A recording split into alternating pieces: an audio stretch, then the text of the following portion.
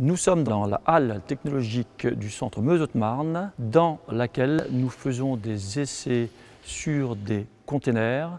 C'est un projet de recherche qui s'appelle DCND qui a pour objectif de contrôler l'état de santé du béton dans deux cas. Le premier cas, c'est dans le cas des containers qui sont ici. Le deuxième cas, c'est dans le cas des centrales nucléaires lorsqu'il faudra ou il faut les démanteler.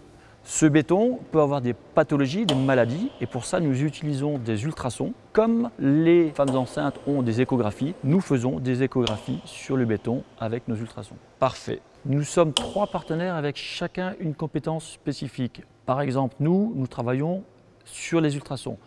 Toulouse travaille sur le radar, donc les ondes électromagnétiques, et Bordeaux travaille sur les méthodes électriques. Nous apportons avec les partenaires des techniques nouvelles qui permettent d'avoir des solutions plus sensibles à l'endommagement du béton. L'intérêt pour l'Andra est important parce que très souvent, actuellement, le béton est contrôlé par des essais destructifs. Or nous proposons des solutions avec des contrôles non destructifs. Ça évite d'endommager le béton, ce qui n'est pas possible sur des stockages de déchets, et ça permet de multiplier à moindre coût les essais. Les contrôles non destructifs que l'on propose seront très importants pour savoir si le béton pourra résister aux efforts appliqués dessus pour les manipuler. Ensuite, dans le cas du démantèlement des centrales notamment, afin d'éviter que tout le bâtiment ne s'effondre, ce qui serait absolument catastrophique, il est nécessaire de savoir si le béton peut encore résister suffisamment.